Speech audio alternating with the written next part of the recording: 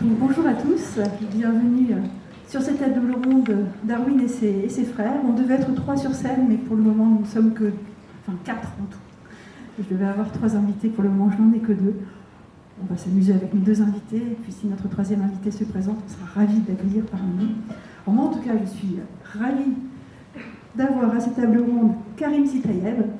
Alors Karim est un chercheur en biologie humaine qui a beaucoup travaillé sur le foie. Ouais, et les cellules souches. Les cellules souches, ce genre de choses, il nous en parlera un peu. Et Karim a basculé de l'autre côté, du côté de l'imaginaire. Ça y est, il a franchi le pas, et c'est à cause des utopiales. Parce que tu es un habitué. En partie, ouais. C'est la faute des utopiales. Karim vient d'ouvrir une librairie ludique, rue de Gutenberg à Nantes, pour ceux qui sont nantais, dont le nom... De la librairie ludique Portail. Voilà. Portail, ça vous ouvre plein de portes, donc n'hésitez pas à les franchir. Et puis nous avions avec nous également Floriane Soulas. Alors Floriane, pareil, a une vie pas compliquée, mais multiple, chargée. Floriane a commencé des études d'ingénieur, a passé dans la foulée un doctorat de génie mécanique, et puis finalement est plongée dans l'écriture, a écrit de nombreuses nouvelles, des romans, et puis elle a eu de nombreux prix, prix Actu SF de l'Uchronie, prix Imaginal des lycéens, et elle est le coup de cœur des Imaginales 2021. Et son dernier roman publié s'appelle Les Oubliés de la masse, et c'est chez Scrinéo. Et si vous voulez discuter avec elle de tout ça et avoir un petit autographe, ce sera demain après-midi, à quelle heure ? 14h. À 14h. Aujourd'hui, nous sommes là pour parler de SF et de Darwin dans la SF. Je vais profiter des 2 invités pour leur poser une première question. Vous êtes amateurs de SF forcément tous les 2, vous en avez lu beaucoup, vous avez fait de la recherche en biologie. Alors, quels sont les écrits de SF qui vous ont influencé, perturbé, intrigué ? Et est-ce que ces écrits, ces romans de SF, la théorie Darwin elle-même d'ailleurs, a influencé vos écrits ? Karim.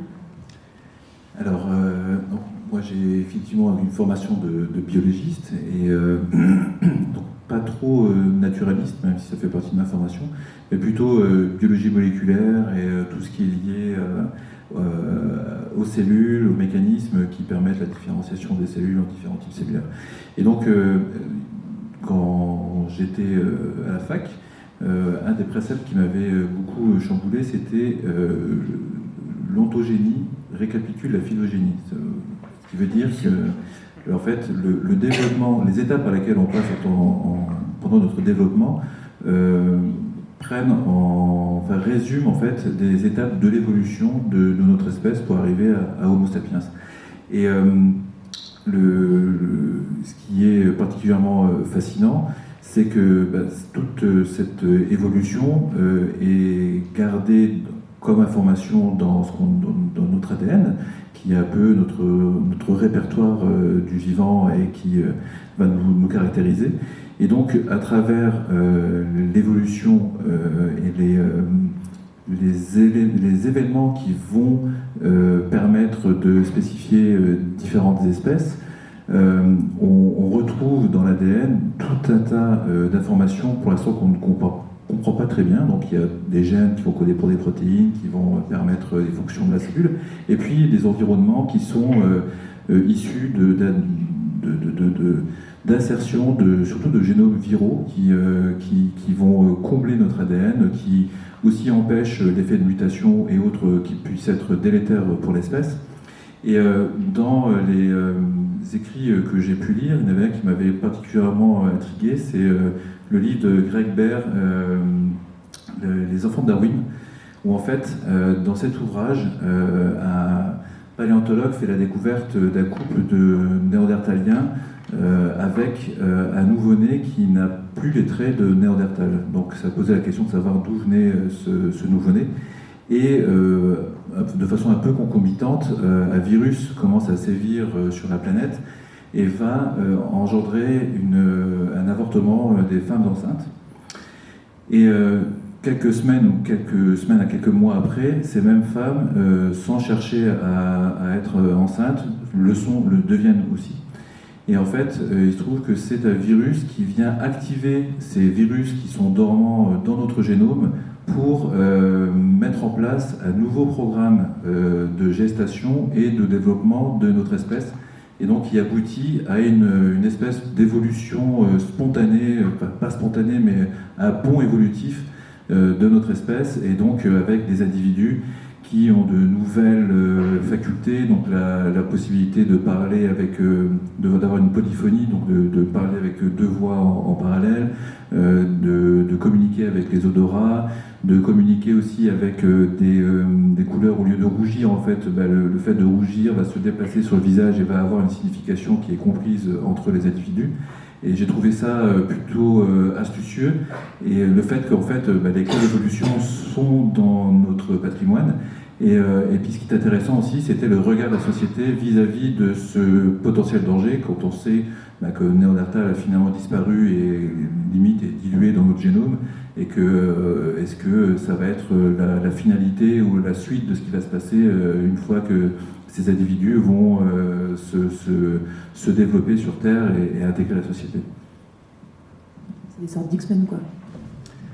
Ouais. On a vu comment ça finit. Floriane, toi qui écris, est-ce que tu es influencée par Darwin? Je sais pas, moi tu m'as posé la question avant de quels étaient les livres dont je me souvenais. Et moi je me souvenais beaucoup de La faune de l'espace de Van Vogt et du cycle de Shamir. J'ai demandé à mon papa avant de venir parce que je ne me rappelais plus du titre. J'ai envoyé un texto, il m'a répondu vite. Le cycle de Shamir, parce qu'en fait c'est vrai que on a souvent, alors après on a une espèce d'anthropomorphisme exacerbé nous les humains à se dire que s'il y a d'autres espèces sur notre planète, elles seront humanoïdes quoi. Dans le cycle de Shamir, en fait, il y a plusieurs espèces, mais notamment il y a cette espèce d'homme félin. Et moi, je me rappelle de cette couverture, alors très old school, c'est les années 80, avec un homme félin qui tient une femme dans ses bras, il est très muscleux, c'est un tigre ou un truc comme ça, ou un lion, je sais pas. Et elle s'est dit, mais c'est hyper chelou en fait, à quel moment un tigre va se mettre à se marcher sur deux pattes, enfin, ça marche pas en fait, c'est pas possible. Mais du coup, c'était hyper intéressant parce que c'était même pas des tigres qui avaient volé, c'était vraiment des hommes mutés avec des félins. Et en fait, c'était le processus de sélection naturelle sur leur planète qui avait fait que c'était cette évolution-là qui était la plus optimale pour survivre, quoi. Donc, non pas du primate, mais c'est un autre animal, quoi. Et du coup, ça, c'est hyper intéressant. Et là, en fait, je t'écoutais parler, parce que c'était très intéressant. J'étais très intéressée par tout ce qui est virus et mutations, parce qu'en fait, on est tout le temps en train de muter, Et ça m'a fait penser à Ballard, dans Le Monde Englouti, parce qu'il a ce concept où il dit, en fait, que toute l'évolution qui a mené jusqu'à l'espèce humaine depuis le Crétacé et tout ça est contenue dans notre ADN, et qu'en fait, si on arrive à reproduire des conditions environnementales spécifiques, eh ben, on peut revenir à un état antérieur génomique du Crétacé. Et en fait, c'est ce que font ces personnages. Ils ont une espèce de vision, presque comme des transes, où en fait, ils régressent comme s'ils vivaient au Crétacé, parce que c'est inscrit dans leur génome, parce qu'ils ont un environnement qui rappelle un peu celui du Crétacé, parce que donc il y a le monde est en train d'être, il y a une montée des eaux et le monde est en train d'être englouti, et ils sont en Angleterre, mais en gros on a l'impression dans la jungle amazonienne, il fait très chaud, très humide, et en fait leur génome se redéclenche et ils arrivent à remonter comme ça à des souvenirs enfouis d'espèces qui ne sont même pas des humains, mais qui sont inscrits dans leur évolution, quoi. Et je trouve que c'était hyper fascinant ce truc-là, et du coup ça m'a fait penser à ça. Et du coup, j'ai utilisé des virus justement dans Les Oubliés de la main, où en fait, alors, je ne veux pas trop spoiler, mais en fait, je me suis demandé comment des gens qui vivraient dans un environnement très extrême pourraient survivre, et il se trouve qu'ils mutent. Et du coup, j'ai utilisé un peu ce truc-là. Voilà, en fait, pour moi, pour le coup, la mutation, c'est comment faire en sorte que les humains s'adaptent vraiment à un environnement. C'est une évolution adaptative, quoi. C'est vraiment de dire, voilà, on vit dans le noir, donc on a des yeux plus grands pour le plus de lumière possible, puis ils vont s'acoquiner avec d'autres trucs pour muter, ils vont survivre comme ça. Ça, je trouve que c'est hyper intéressant à creuser, parce que, voilà, c'est vrai que maintenant qu'on est dans un contexte de pandémie, les virus sont plus ou moins à la mode, mais c'est un truc qui est toujours resté, j'ai l'impression, en science-fiction, en filigrane très lointain. Enfin, c'est pas devenu un sous-genre majeur, genre la mutation par les virus, mais il y a toujours eu ponctuellement des romans qui vont traiter ce truc-là, parce que je pense que ça nous travaille et qu'on est en plein dedans, et c'est un sujet qui est hyper intéressant. On t'a trouvé. Je vous présente à tous Isabelle Botian, qui vous présente toutes ses excuses, qui avait 2 notations différentes et qui a suivi le mauvais horaire des 2. L'important, c'est que tu sois là. Qui, après un doctorat de biologie, nous avons des biologistes et plein de docteurs sur scène, eh bien, a fait le choix de s'orienter vers la bande dessinée, vers les nouvelles. Elle est aussi comédienne et actrice à ses heures. Non, romancière, pas plus comédienne, non, ça c'était une incursion. Mais tout de même. Et donc, elle écrit énormément de bandes dessinées. Alors, tu écris les scénarios et tu choisis des personnes pour les mettre en forme et en dessin. Hein. C'est ça, donc je suis scénariste et romancière. Enfin, là, je suis surtout ici pour des romans, mais je suis effectivement aussi scénariste BD. J'ai notamment écrit une BD de vulgarisation sur l'esprit critique, la pensée scientifique et tout ça. Et oui, alors ça peut arriver que l'éditeur choisisse les dessinateurs, mais en général, on arrive en binôme. Et donc, on faisait un premier tour de table de ce qui vous inspire si Darwin, enfin, savoir si la théorie de Darwin vous a inspiré dans vos écrits, et par ailleurs, souvenir les moments marquants de romans SF, d'histoire SF, avec la théorie de l'évolution au cœur du sujet. Oui, alors après, je sais pas si j'ai une évolution, une influence consciente de la théorie de l'évolution et des travaux de Darwin. Après, je pense que c'est quelque chose qui imprègne vraiment notre culture et puis notre mémoire scientifique aussi. Enfin, c'est partie des plus grandes découvertes, disons, scientifiques, qui sont aussi très vulgarisées, pas toujours très bien vulgarisées. Les gens n'ont pas toujours une bonne idée de ce qu'est réellement la théorie de l'évolution. Ceux qui pensent que c'est la sélection du plus fort, ce qui n'est pas du tout le cas, ou ceux qui ne se rendent pas compte des échelles de temps aussi auxquelles ça peut opérer. Moi, j'ai toujours l'impression que... je me souviens quand tu m'as posé la question, quand on en a parlé un peu avant, j'ai toujours l'impression d'écrire sur des personnages et la société qui sont en but à la société, et la société va sélectionner ceux qui avaient en eux ce qu'il fallait pour s'y adapter. Après, je pense que narrativement, c'est quand même quelque chose qui se fait assez fréquemment en roman. Je ne sais pas si on peut vraiment parler de darwinisme, parce que c'est quelque chose qu'on se dit peut-être a posteriori. Moi, ce qui m'intéresse aussi dans la science-fiction, c'est quand je vois la manière dont est utilisé le darwinisme, c'est que c'est à partir du moment où on utilise, enfin où on sélectionne nous-mêmes, c'est plus la sélection naturelle, c'est la sélection artificielle. Et ça n'opère pas aux mêmes échelles de temps, ça ne se fait pas évidemment de la même façon, et c'est pas forcément de la SF, c'est quelque chose qui existe déjà, c'est comme ça qu'on crée les différentes races animales, dans l'élevage, ou les chiens, les chats, ce que vous voulez. Donc, et on n'est plus, j'insiste vraiment, on n'est vraiment plus du tout sur les mêmes échelles de temps. Et est-ce qu'on va créer des individus adaptés? Je suis vraiment pas convaincue. Les petits chiens, là, qui peuvent pas marcher. Oui, les petits chiens qui peuvent pas, les trucs qui peuvent pas marcher, ceux qui peuvent pas respirer, ceux qui sont vulnérables à tous les virus, voilà. Donc c'est marrant parce que oui, ça se réclame du darwinisme, mais je trouve que c'est un peu l'antithèse de ce qu'est la sélection naturelle et la théorie de l'évolution. Alors, dans la théorie de l'évolution, Darwin parle de l'évolution par le choix des partenaires, l'évolution sexuelle. Ça, c'est une chose dont on entend. Alors on entend souvent parler de l'évolution au long cours, en lien avec l'environnement, etc. Mais par le choix de partenaires, je n'ai pas souvenir d'avoir lu beaucoup d'ouvrages là-dessus. Est-ce que c'est quelque chose qui typiquement vous amuserait et vous tenterait pour un roman, ou alors, pas trop? C'est compliqué. C'est clair que, je veux dire, par l'attirance des partenaires sexuels, il y a énormément de paramètres qui vont rentrer en jeu. Et si on est sur le règne plutôt humain, alors en dehors je vais passer le côté social, où il y a aussi quand même énormément il y a un effet quand même très fort.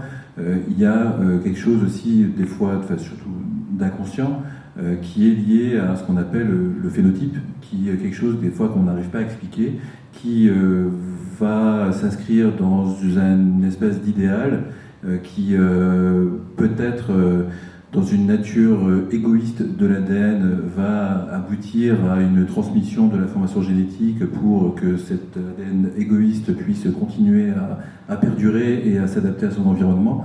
Mais je ne sais pas si clairement on ne maîtrise pas tout, mais oui, il y aurait des choses à creuser sur cet aspect. Je pense qu'en fait, ça rejoint ce que tu disais sur l'antidarwinisme, justement. Enfin, j'ai pas de titre qui me vient là, mais je sais que j'en ai lu, où il y a plein de romans de science-fiction où en fait, on a cette société qui choisit pour vous le partenaire idéal pour respecter un certain nombre de critères sur les enfants, des choses comme ça. Enfin, ça existe déjà, quoi. Et du coup, ça rejoint plus ce que tu disais sur de l'antidarwinisme. En fait, c'est nous qui choisissons quels sont les critères de sélection non naturelle, quoi, qu'on veut voir dans la société, quoi. Et ça fait très arien, quoi, du coup, déjà. Mais je pense que ça, c'est un thème qui est déjà exploré. Maintenant, alors, je suis pas biologiste, du coup, moi. Donc, je sais pas comment, en fait, on pourrait amener une histoire, peut-être tu as plus d'idées, sur comment comment la société pourrait elle-même évoluer vers un choix de partenaire sexuel précis, quoi. Alors après, je sais pas, moi, ça commence à dater, hein, ça fait 15 ans que je suis plus dans le game quasiment, hein, donc, mais je me souviens, oui, il y a toute une partie de la biologie qui, on parle de sélection sexuelle, dans la sélection du partenaire. Je sais pas, peut-être qu'on pourrait imaginer qu'il y aurait qu'on nous influencerait pour qu'on aille de nous-mêmes être plus attirés par certains partenaires qui auraient les bons gènes pour ça. Mais à ce compte-là, si on était capable de manipuler les gens pour ça, est-ce qu'on n'aurait pas plus vite fait de faire des clones ou de sélectionner directement les gènes? Je sais pas, ça me paraît beaucoup de travail pour... En plus, c'est comme les gamètes, les ovules, elles choisissent le spermatozoïde qui est déjà le plus éloigné de son génome, quoi. Alors, je vois pas comment on pourrait faire remonter ça, elle le fait déjà, quoi. Ça me paraît très compliqué. Après, je sais pas, peut-être que j'y réfléchisse plus longtemps, mais comme ça, ça permet de se prendre beaucoup la tête pour un résultat...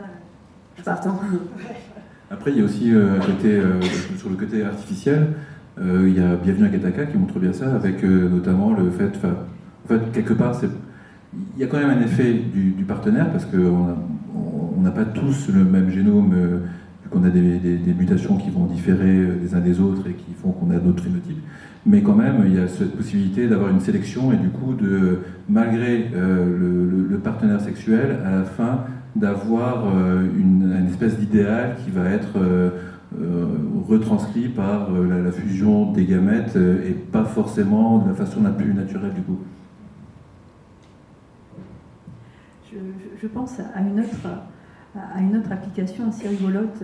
On parlait de romans. Moi, j'ai une nouvelle de Jean-Claude Dugnac qui, quand on a parlé de Darwin, on a souvent l'idée, ça n'a pourtant pas grand-chose à voir avec Darwin, mais on a l'idée des dinosaures qui se prennent des cailloux sur la figure, et essentiellement, c'est les petits mammifères là, qui vont évoluer pour donner nous, au final. Hein. Je pense que on a beaucoup cette image en tête, et on a Dugnac qui imagine comment ça s'est passé, Jean-Claude Dugnac, avec des dinosaures qui sont des dinosaures civilisés comme nous, dans une société très bureaucratique. Et le titre de cette nouvelle, c'est Mémo pour action. Et vous avez un dinosaure, un chercheur, hein, qui fait un mémo pour les politiques en leur disant il est prévisible que le météore matin machin chose dans 5 ans atteigne la Terre et produise un cataclysme majeur. Il est nécessaire d'envisager une action. Et puis ça passe, et c'est une très courte nouvelle, ça passe de bureau en bureau, et finalement, on se retrouve, nous, et les dinosaures, mémo pour action n'est jamais arrivé au bout. Et là, on a, alors évidemment, c'est un jeu sur notre arrivée sur Terre, mais c'est aussi finalement un jeu sur le darwinisme, mais en termes de survie d'une société. Est-ce que c'est quelque chose qui vous amuse, ça, de voir le darwinisme utilisé dans des domaines qui ne sont pas la biologie, justement, mais pour expliquer des phénomènes sociétaux, par exemple? Est-ce qu'on est vraiment sur du darwinisme? Je ne sais pas, mais... c'est plus les failles des sociétés civilisées, c'est plus une critique sociale que... Je ne sais pas si je retrouve trop Darwin... Après, ça pourrait être darwiniste si les mammifères étaient plus adaptés, dans le sens où eux, ils ne se sont pas laissés bouffer par l'administration, mais je pense que malheureusement... Après, par contre, je pense qu'on peut revenir du coup à cette histoire de darwinisme. En fait, tous les romans de science-fiction parlent du fait que les hommes ont à chaque fois choisi de ne pas suivre le darwinisme et d'imposer des critères, et à chaque fois, ça finit mal, quoi. Donc ça, pour le coup, ça serait plus montrer que notre action de anti-darwiniste, donc de choisir nous-mêmes des critères de sélection naturelle pour faire évoluer l'espèce, quoi. Enfin, à quoi ça mène, quoi. Généralement, en SF, ça mène à des post-apocalypses, quoi. C'est un peu, oui, c'est un peu comme un peu un signal d'alarme sur une anticipation des connaissances qu'on est en train d'acquérir, des outils fabuleux qu'on commence à maîtriser sans trop comprendre les conséquences qu'il pourrait y avoir derrière, et peut-être le fait que l'humanité parfois manque de sagesse et essaie de jouer avec des choses qu'elle ne comprend pas toujours.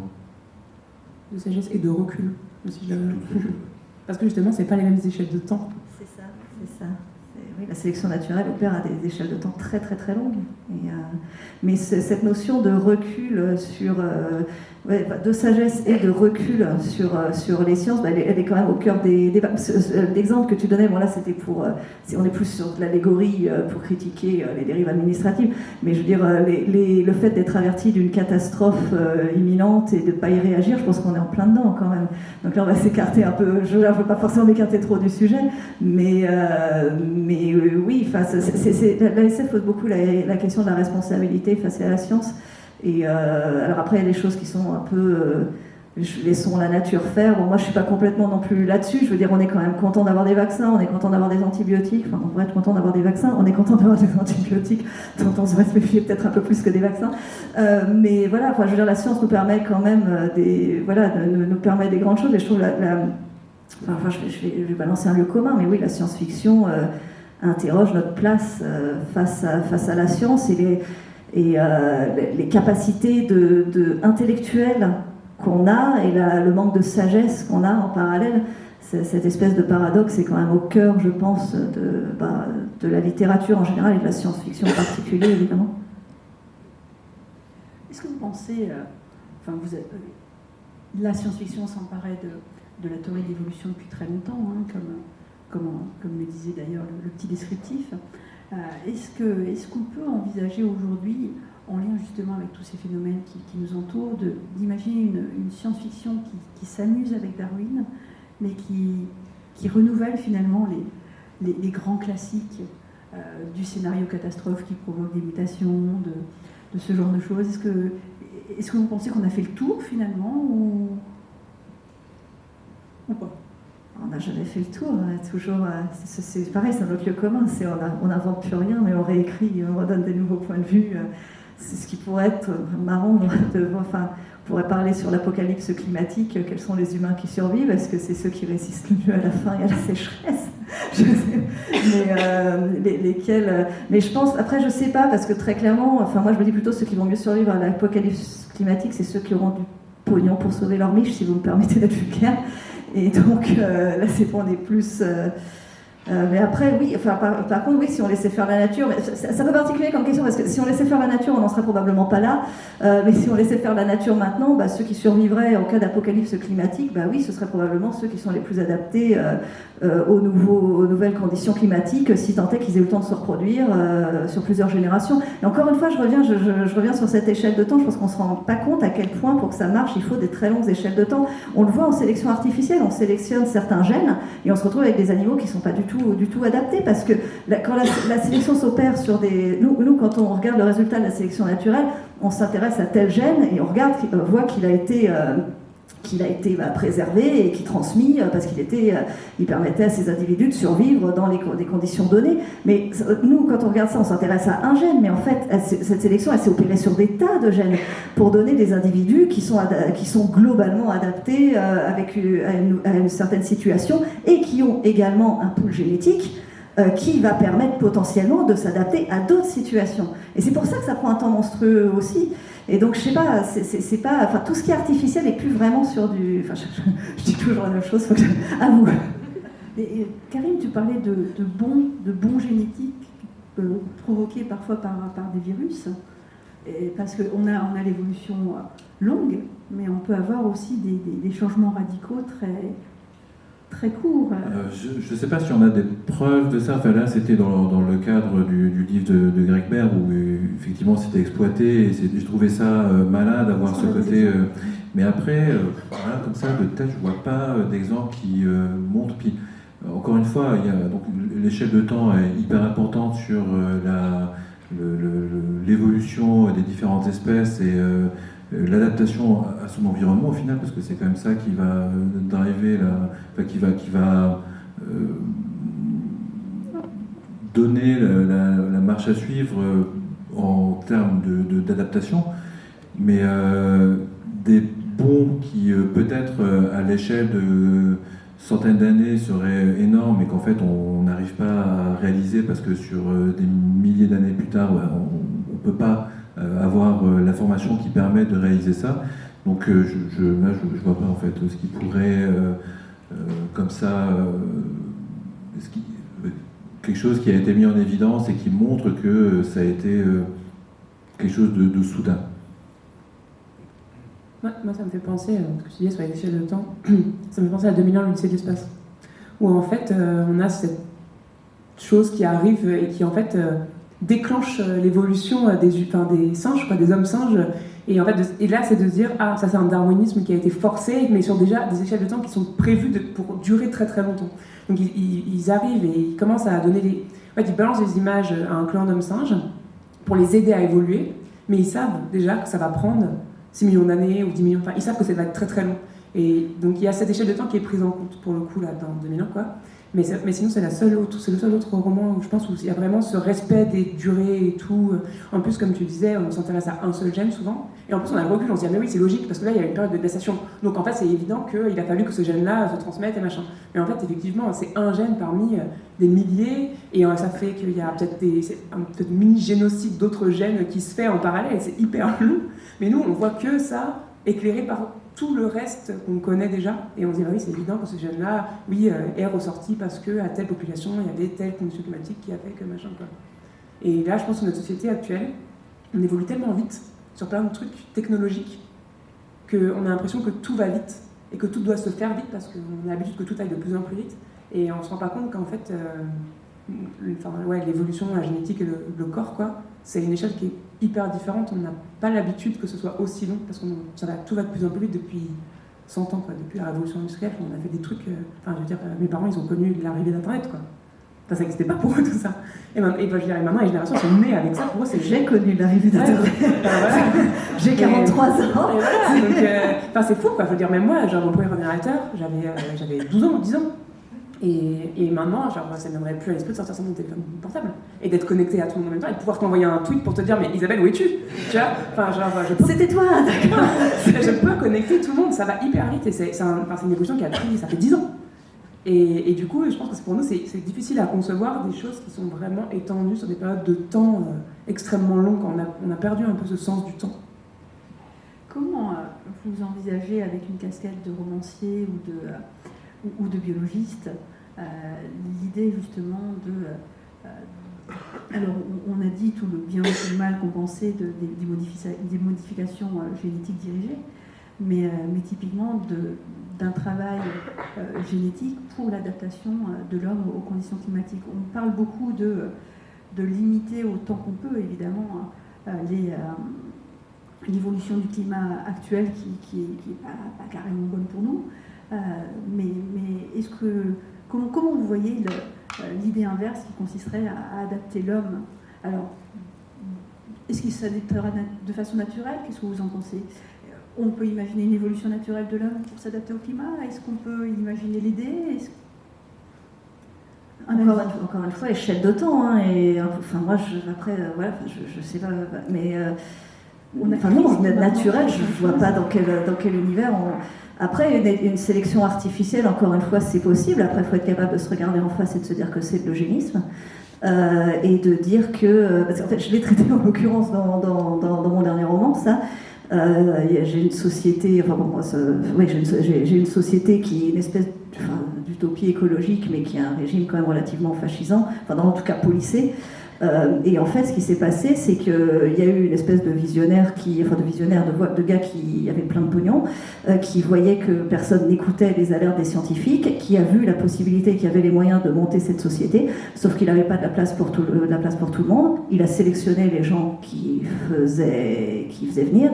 Dans son monde, je peux vous dire qu'il n'a pas sélectionné les diabétiques, il n'a pas sélectionné les handicapés, il n'a pas sélectionné les gens qui avaient besoin d'être branchés à des appareils pour vivre, il a sélectionné les gens qui avaient des compétences techniques ou intellectuelles. Et le truc, c'est qu'en fait, je vois beaucoup de gens proposer des différents systèmes qui sont parfois très étudiés scientifiquement, je ne suis pas totalement perché, pour réagir, mais je trouve que beaucoup ne posent pas la question de à quel prix. On est tous super sympas, on est tous super humanistes, on se dit toutes les vies se valent. En pratique, on sait très bien que si à un moment il faut choisir qui on laisse de côté, peut-être qu'on fera un choix moral d'abord, peut-être qu'on laissera de côté les salopards, les tueurs, les violeurs d'enfants et tout ça. Et allez, ça va, c'est pas un trop gros compromis moral. Peut-être qu'après on fera d'autres choix et au final, le fait est que en fait, beaucoup de gens, je dévie encore un peu, mais j'ai vu quelques personnes dire la collapsologie, c'est un truc de mec bourge et blanc. C'est un peu provocateur et un peu caricatural de le dire comme ça, mais ça pose des vraies questions. Moi, je vois de très beaux modèles de société qui sont proposés par les collapsologues, mais effectivement, la sécu, elle n'existe pas dans ces métiers-là. Et dans ces modèles-là, pardon. Et je ne dis pas qu'avec d'autres modèles de société, on ne peut pas penser des choses pour tenir, pour s'occuper des personnes qui sont non valides typiquement des personnes non valides. Je dis que le problème, c'est qu'on ne va pas construire ces sociétés à partir d'une page blanche, on va construire ces sociétés à partir de la nôtre. Et dans notre société actuelle, c'est grâce à notre système de santé que beaucoup de gens peuvent vivre. Et donc, qu'est-ce qu'on fait Et j'aimerais vraiment que cette question soit posée. Et pour revenir à la question que tu posais, si on fait, oui, on peut tout à fait imaginer une sélection artificielle des gens en fonction de leur potentiel génétique. Je ne sais pas si c'est souhaitable, mais éthiquement non, mais il faudra se regarder en face et dire qu'on est des eugénistes. Moi, ça me fait penser ce que tu dis à... Je sais pas si vous avez vu le film The Philosophers. Alors, je sais pas c'est quoi que t'en pensais, mais en gros, c'est une classe de philo. Et ils ont un challenge, en gros, on leur dit, voilà, en fait, ils piochent tous une carte d'un personnage, donc ils ont des compétences et ils ont tous des faiblesses. Et c'est la fin du monde, il y a un bunker, mais il n'y a pas cette place pour tout le monde, et ils doivent choisir et débattre sur qui ils font rentrer dans le bunker. Et à chaque fois qu'ils proposent un scénario, leur prof leur dit si ça marche ou pas. Et donc ils doivent choisir, alors est-ce qu'on prend tel ingénieur mec qui a un cancer, ou telle nana qui est lesbienne, donc ne va pas se reproduire parce qu'elle n'aura pas envie de servir d'un utérus sur pattes, mais qui sait construire, qui connaît l'hydroponie et qui pourra faire rire. Et donc ils font plein de scénarios et à chaque fois ils échouent. Et c'est hyper intéressant parce qu'à la fin, ils décident de faire une espèce d'utopie où en fait ils prennent que des gens qui vont faire que, ouais, à la fin, en fait, ils vont pas survivre, mais les années qu'ils auront passées, elles seront belles. Et ça pose la question de qu'est-ce qu'on choisit et comment on discrimine les gens, et en fait, ils doivent tous défendre leur bout de gras pour dire, moi, je veux pas mourir, il faut que je rentre dans le bunker, quoi. Et en fait, pendant qu'ils débattent, dans le film, on les voit, on imagine vraiment l'action, et donc ils sont là en train de mettre des gens dehors et de les regarder mourir, quoi. Et c'était hyper intéressant sur ce truc-là. Il est vraiment très très bien, le film. Et après, ça me fait penser, mais je pensais à Dune. Parce que pour le coup, c'est l'inverse. Ils ne font pas muter les humains, mais ils décident d'acclimater le climat aux humains pour que ça soit vivable pour les humains. Mais au final, ça se finit pas bien. Parce que les Fremen, ils ne sont pas heureux sur leur planète jardin qu'ils ont rêvé d'avoir depuis 1000 ou 2000 ans. La temporalité. Ouais, la temporalité. Et au final, c'était le rêve de tout un peuple. Et quand ça arrive vraiment, ils ne sont pas adaptés à ce monde-là. Et il ne leur va pas.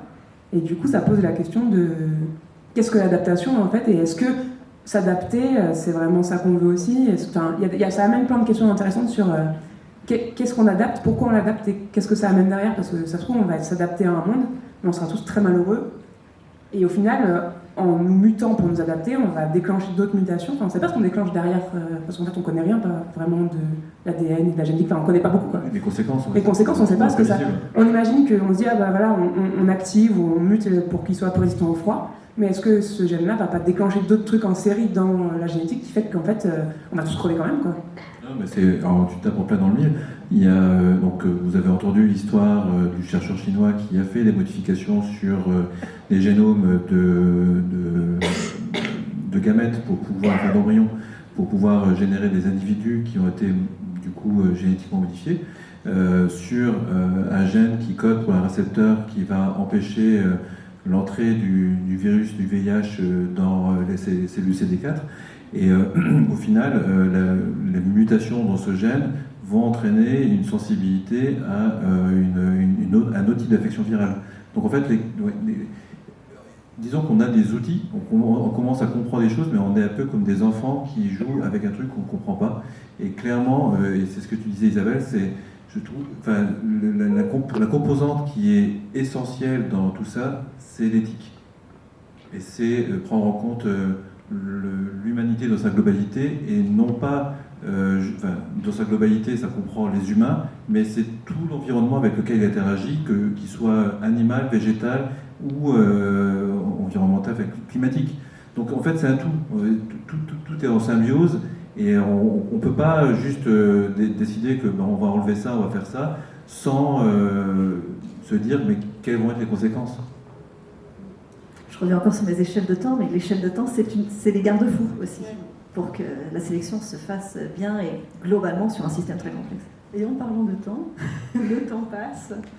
Et ce que je vous propose, et oui, ça va vite, et puis on va essayer de rattraper un tout petit peu le retard pour éviter que les personnes qui commencent à attendre, d'attendre 20 minutes. Mais je voudrais laisser du temps pour les questions dans la salle. Est-ce qu'il y a des questions? Est-ce qu'il y a des envies, des choses sur lesquelles vous voudriez que nos invités discutent? On vous a complètement éteint? Les chaises sont trop confortables. Ah, il y a une question là-bas, une question ici. Ou on peut aller là-bas derrière et puis devant après. Bon, alors devant d'abord. C'est ici. Ah, il n'y a pas de micro? Ah, il manque un micro. Bon, bah alors on va prendre le mien et puis je vais en récupérer un autre. Bonjour, vous disiez par rapport au fait d'adapter son environnement, notamment dans Dune, mais est-ce que c'est pas un peu le propre de l'homme, justement, de ne pas être forcément très adaptable, mais d'adapter son environnement, son mode de vie? On voit pour vivre dans les milieux froids, on a fait des vêtements chauds, etc. Encore une fois, je pense que c'est une échelle de temps. C'est une échelle d'échelle. Parce que nous, on modifie, ça fait des centaines d'années qu'on modifie notre environnement par petites touches. La façon dont on modifie notre environnement en Europe n'est pas la même qu'on va le faire aux États-Unis ou en Inde. Là, il y a cette idée qu'on fait à l'échelle d'une planète, quoi. Donc je pense que c'est encore différent, quoi. Je pense que c'est un truc encore exacerbé de ce truc-là, quoi. Et puis il faut qu'il y ait aussi, je pense, une évolution sociétale qui accompagne en fait le changement pour pouvoir justement ne pas être dans la situation où on se dit ah ben finalement c'est pas ce qu'on voulait et on se retrouve pas aussi bien que ce qu'on pensait, malgré le fait que c'est l'utopie dont on rêvait. Mais en fait c'est probablement des choses inatteignables de notre vivant. En fait c'est là où il faut penser, encore une fois, l'échelle de temps, c'est qu'il faut voir à l'échelle de l'espèce et donc sur des milliers d'années. Et encore une fois, le problème, c'est pas forcément de modifier son environnement, c'est tout être vivant modifie son environnement. Après, je ne sais pas si c'est dans la nature humaine, ça c'est des questions pour des philosophes ou voir des. On est dans une culture où c'est un peu. Alors, on est vraiment dans une culture de dépassement de limites, et pour le coup, ça c'est un choix totalement culturel. Enfin, en tout cas, c'est une situation totalement culturelle. Et il y a une différence entre intervenir sur son environnement pour prendre ce dont on a besoin, et intervenir sur son environnement parce qu'on peut le faire ou pour des questions de confort. Après, tout le problème qui est à la fois qui est scientifique mais qui est aussi éthique, c'est où est-ce que s'arrête le besoin et où commence le luxe. Mais encore une fois, je veux dire, l'idée c'est pas de dire on n'intervient pas sur l'environnement. De toute façon, c'est pas possible. À partir du moment où on est là, on n'intervient qu'en respirant, on intervient sur l'environnement. Mais oui, voilà. Encore une fois, c'est des choix éthiques et sociétaux derrière. C'est des consensus sociétaux à repenser parce qu'on les pense peut-être naturel parce qu'on a toujours vécu dedans, mais si on va voir d'autres sociétés, c'est pas forcément comme ça, et de toute façon, on est dans une situation d'urgence, et il va falloir se poser des questions à un moment de ce qu'on considère comme, comme naturel sous prétexte qu'on a toujours été dedans. Bonsoir. Alors, plusieurs réactions, si vous permettez. Tout d'abord, j'aurais peut-être une solution à vous proposer en tant que biologiste. Puisque Darwin nous présente la sélection naturelle, que l'humain sait faire la sélection artificielle, mais cette sélection, elle s'opère sur quoi? Elle s'opère sur une biodiversité. La biodiversité qui est la base même sur laquelle la sélection peut se faire. Est-ce que la solution aussi pour l'avenir possible de l'humanité, c'est pas un maintien de la biodiversité de l'humanité et des autres espèces sur Terre, qui de toute façon auront une sélection par le nouvel environnement et par éventuellement l'action de l'humain? Tuer les humains donc? Non, assurer la biodiversité des humains. Tuer les humains, donc. Et par rapport à tout ça, sur les virus, certains virus sont restés dans notre génome totalement inactifs, d'autres sont à l'origine. Par exemple, ça a été apparemment démontré par la ressemblance des séquences entre les gènes viraux d'enveloppe virale et le gène qui code pour la syncytine, molécule nécessaire à la fabrication de placenta chez les primates, le placenta syncytial. Et donc il y a des virus qui nous donnent des gènes positifs et il y a des virus qui nous donnent des maladies mortelles. Et en fait, je pense qu'on oublie souvent que dans la biologie, il n'y a pas de manichéisme, il n'y a pas des choses bien et des choses mal. Par contre, c'est notre nature humaine, c'est notre devoir d'humain d'arriver à mettre de l'éthique, voire de la morale, sur tout ça. Et en effet, on peut laisser faire la nature, mais à ce moment-là, elle va être tout aussi non manichéenne que d'habitude, et donc forcément très injuste et très dure. Mais la nature n'a pas vocation à être juste, en fait. Elle est, c'est tout, quoi. Il n'y a pas de concept de bien et de mal dans la nature, les animaux ils tuent pour manger, et voilà, quoi. Et en effet, en fait, il y a pas de bien mal. En fait, les choses arrivent et donc s'adaptent l'environnement. Et nous-mêmes, en fait, on est nous-mêmes des écosystèmes ambulants. On est des êtres humains qui sommes en quasi symbiose avec des milliards de bactéries qui occupent notre peau, qui occupent notre intérieur, des séquences virales qui font partie de notre ADN et qui quelque part aussi nous protègent de mutations liées aux UV ou des choses comme ça. Donc en fait tout est imbriqué et c'est une balance, quoi, c'est une harmonie. Est-ce qu'il y a une autre question ?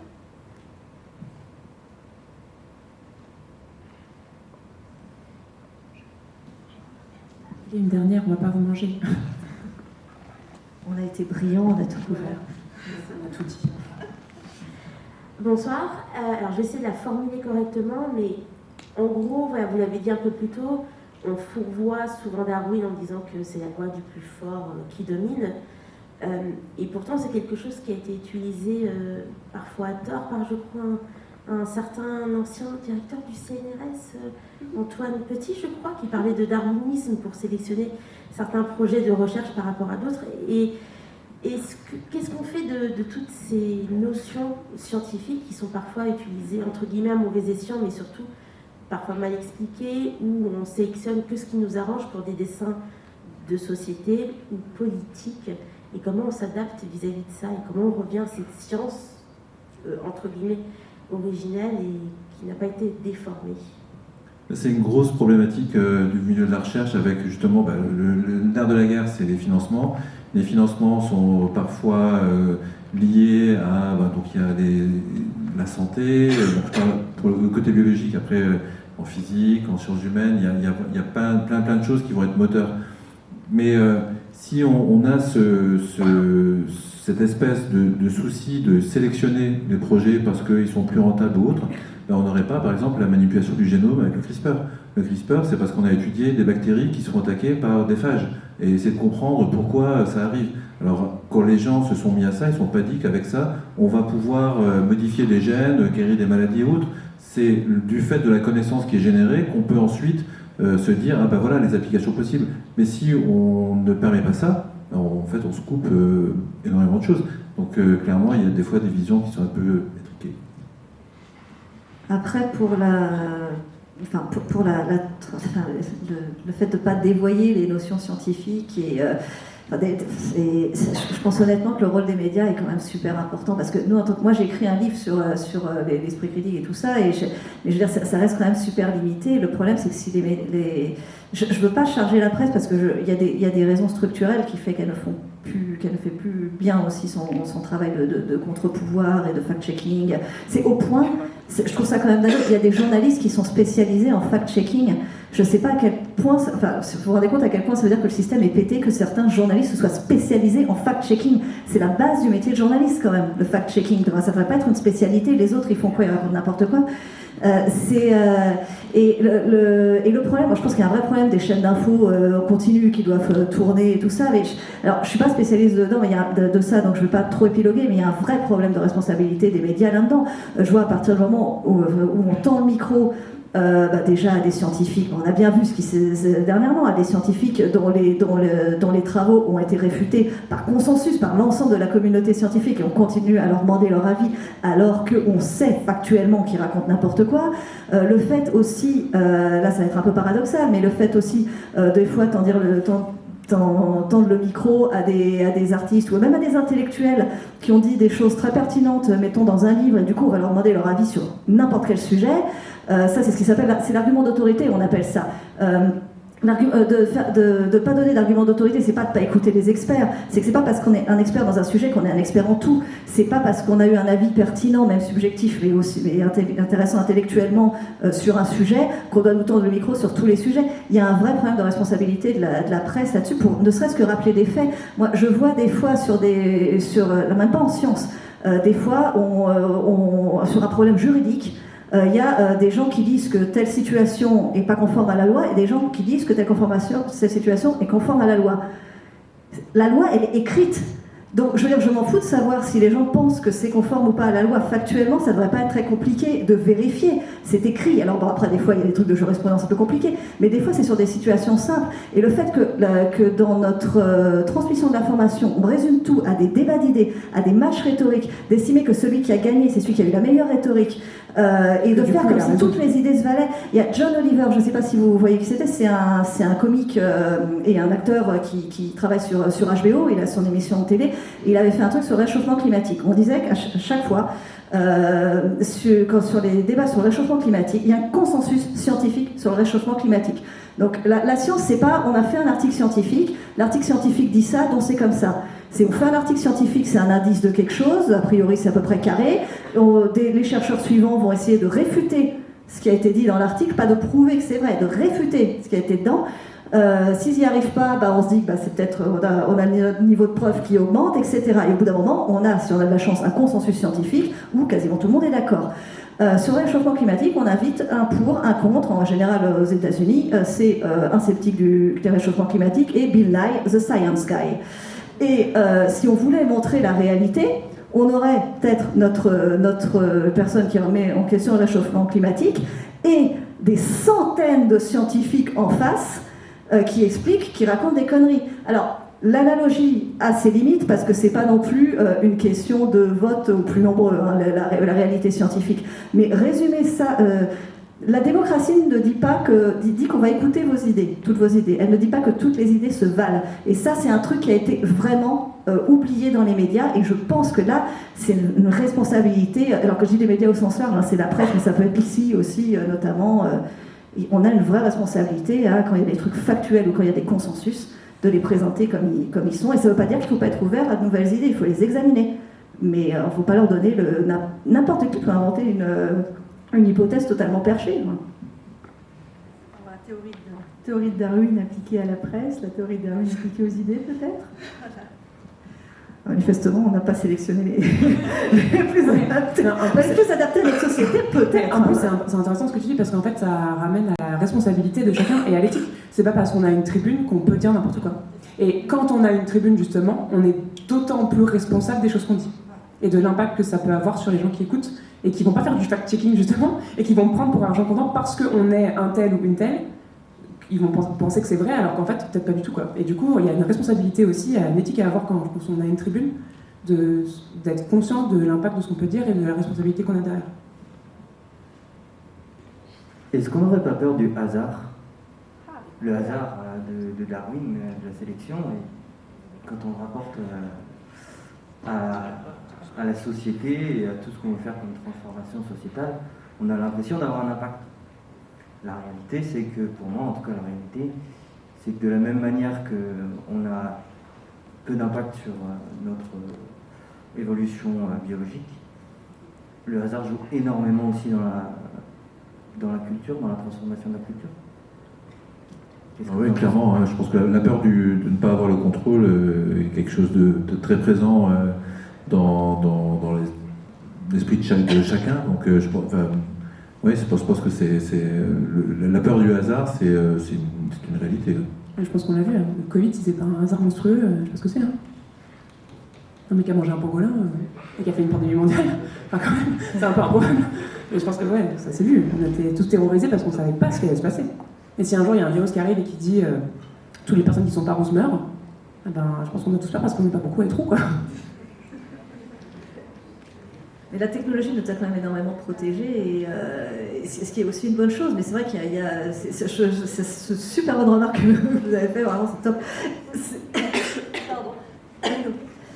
Mais oui, on a je pense, un côté très infantile à vouloir tout. Alors c'est particulièrement dans notre société occidentale, je pense. Faudrait voir dans d'autres sociétés. Je pense que c'est moins présent. Est-ce que ça l'est quand même, je ne sais pas. Mais oui, on a cette volonté de contrôle très clairement. Mais en même temps, c'est très difficile de ne pas l'avoir parce qu'on revient au problème éthique. Si on dit on laisse faire le hasard et ceux qui ne sont pas adaptés, ils craignent. Mais on a eu ça. Pendant la pandémie de Covid, où des gens disaient il y a quand même relativement peu de risques, on ne connaissait pas encore trop les Covid longs et tout, pour les personnes bien portantes, il y a quand même relativement peu de risques. Au bout d'un moment, les gens qui en avaient marre de ne pas pouvoir sortir, je caricature un peu, c'était pas facile à vivre, mais il y a des gens qui ont dit très clairement qu'ils n'allaient pas s'emmerder pour des asthmatiques et des obèses. Mais il y a des gens qui l'ont dit quasiment comme ça, quoi. Enfin, voire carrément comme ça. Je ne sais pas pourquoi je retrouve des... Je suis très énervée sur cette conférence, je ne sais pas ce qui m'arrive. Mais ça pose effectivement. Mais encore une fois, c'est où est-ce qu'on pose. J'avais dit tout à l'heure, est-ce qu'on pose la limite entre le vrai besoin et le luxe? Là où est-ce qu'on pose la limite entre accepter le hasard et prendre quand même des décisions morales, humaines, éthiques. Je ne sais pas ce que vous en pensez. Karim, le mot de la fin? Oula. Non, mais comme je disais avant, la peur de ne pas tout contrôler est quelque chose de clairement présent. Le hasard, le problème, c'est que qu'est-ce que vraiment le hasard au final? Est-ce que c'est quelque chose qu'on ne comprend pas parce qu'on n'a pas tous les éléments pour comprendre l'impact que ça peut avoir, ou c'est vraiment un événement inopiné qui va avoir des conséquences qui ne se déclencheront pas tout de suite, mais dans des centaines d'années? C'est une vaste question, mais c'est effectivement une excellente question. Merci beaucoup à vous de votre présence parmi nous. On vous souhaite une belle soirée. Il reste quelques conférences ici et un peu plus loin, mais il faut faire le tour si vous voulez écouter la conférence suivante. Merci à vous. Merci. Merci.